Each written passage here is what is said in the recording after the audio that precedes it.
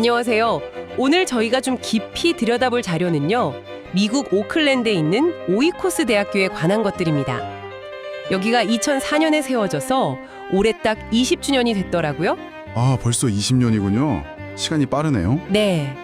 특히 이번에 김종인 총장이 생명치유라는 새로운 비전을 제시했는데 이 부분이랑 또 소외된 이들을 위한 교육, 사회공헌 여기에 좀 초점을 맞춰서 이야기 나눠보려고 합니다. 네, 좋습니다. 사실 20년이면 뭐 아주 긴 역사는 아닌데 그동안에 정말 큰 위기들을 넘어서면서 뭔가 더 큰 도약을 준비하고 있다는 점이 상당히 흥미로웠습니다.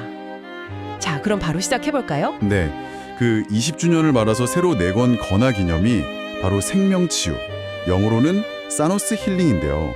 이게 핵심이죠. 생명치유. 근데 이게 우리가 보통 생각하는 그 힐링? 그러니까 뭐 심리적인 위안, 그런 거랑 약간 결이 달라요. 여기서 말하는 치유는 개인이 자기 존재 의미를 좀 깨닫고 다른 사람들과 동등한 존재로 이게 회복, 리커버리하는 거, 거기에 방점이 찍혀 있습니다. 아, 회복이요. 단순한 위로가 아니라. 그렇죠. 그리고 이게 그냥 사람에만 국한되는 게 아니라 인간 생명은 물론이고 지구 환경까지 다 아우르는 좀 더 포괄적인 개념으로 접근하더라고요. 와, 스케일이 굉장히 크네요. 그저 마음을 다독이는 걸 넘어서는 그럼 이 생명치유라는 가치가 실제 교육 과정에는 좀 어떻게 녹아있나요? 예를 들어 뭐 경영대학원의 웰라이프 경영이나 산림치유 경영 같은 과정들이 있던데. 네, 좋은 질문이신데요. 이게 그냥 구호에 그치는 게 아니라 모든 학과 과정의 커리큘럼이나 교육 목표 자체에 이 치유의 관점을 넣으려고 노력하고 있습니다. 가령 이제 경영학이라고 하면 보통은 뭐 이윤 추구 기법을 배우잖아요. 근데 여긴 그걸 넘어서 어떻게 하면 비즈니스를 통해서 개인이나 공동체의 웰빙 그리고 회복에 기여할 수 있을까? 이걸 탐구하는 거죠. 아하. 산림치유 경영도 그냥 자연이 좋다가 아니라 자연을 통해서 어떻게 신체적, 정신적 회복을 이끌어낼 수 있는지 좀 더 학문적으로 접근하는 거고요. 그렇군요. 굉장히 구체적으로 적용하려고 하는 거네요. 근데 또 인상 깊었던 게 위기를 기회로 바꾼 점이에요. 설립 초기에 그 9.11 테러 직후라 굉장히 어수선하고 규제도 심했을 텐데 그때도 빠르게 승인을 받았다고 하고요. 네, 그 부분도 그렇죠. 특히 팬데믹 때는 정말 결정적이었던 것 같아요. 제가 자료 보니까 학생의 99%가 유학생이었다면서요? 맞습니다. 거의 대부분이 유학생이었죠. 그러면 대면 수업 중단은 이건 뭐 거의 존폐의 기로 아니었을까요? 그렇죠. 정말 문을 닫아야 하나 뭐 그런 극단적인 위기 상황이었을 겁니다. 그런데 이걸 온라인 학위 과정 개설로 돌파했다는 게 참 대단한 결정이었죠. 네. 근데 그 온라인 전환이 결과적으로는 오히려 지리적인 한계를 넘어선 계기가 됐어요. 전 세계 한 30여 개국 학생들이 참여하게 된 거죠. 와, 30개국이요? 네. 어떻게 보면 가장 큰 위기가 글로벌 캠퍼스로 도약하는 뭐랄까 예상치 못한 발판이 된 셈입니다. 진짜 위기를 기회로 만들었네요. 그래서 졸업생 수도 꾸준히 늘어서 2023년에는 57명이었는데 2025년에는 한 80명 정도 예상하고 있더라고요. 철학하고도 관련이 있을까요? 학교 이름 오이코스가 집이라는 뜻이라고 하셨잖아요. 네, 맞습니다. 정확히 보셨어요.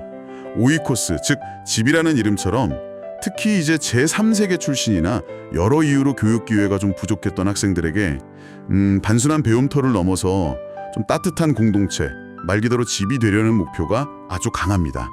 아, 이게 또 김종인 총장님 개인적인 경험하고도 연결이 되는데요. 본인도 어려운 환경에서 검정고시 거쳐서 학업을 쭉 이어오셨거든요. 그러셨군요. 네, 그런 경험이 바탕이 돼서 단순히 기회를 주는 것 이상으로 학생들이 스스로를 대등한 존재로서 인식하고 또 자신의 경험과 지식을 학문으로 정립해서 사회에 기여하는 리더로 성장할 수 있도록 돕는데 중점을 두고 있습니다. 대등한 존재로의 성장. 굉장히 인상적인 목표네요. 그럼 이런 철학이 실제 사회공헌 활동으로도 이어지는 거겠죠? 그럼요. 예를 들면 뭐 싱가포르에서 청소년 국제 음악 캠프를 열기도 하고 또 한국의 장애인 단체를 졸업식 공연에 초청하기도 하고요. 배움을 사회와 나누려는 활동들을 꾸준히 하고 있습니다. 네. 그리고 2025년에 명예박사 학위를 받는 분들 면면을 봐도 그 가치를 좀 엿볼 수 있어요. 예를 들어 송정훈 박사님 같은 경우는 기업 이익을 제3세계 식수공급 사업에 계속 환원해 오셨거든요. 이런 분들이 바로 생명치유와 사회공헌을 직접 실천해온 사례라고 할 수 있겠죠. 그렇군요. 미래를 위한 준비도 좀 구체적으로 하는 것 같더라고요. 온라인 시스템 강화한다거나 지역별로 글로벌 스터디 센터 운영하고 홍보위원회, 논문위원회 이런 것도 새로 만들고요. 네, 맞아요.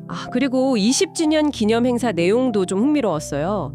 K 무용 테라피, 힐링 캘리그라피, 또 콘서트 같은 것도 있던데요.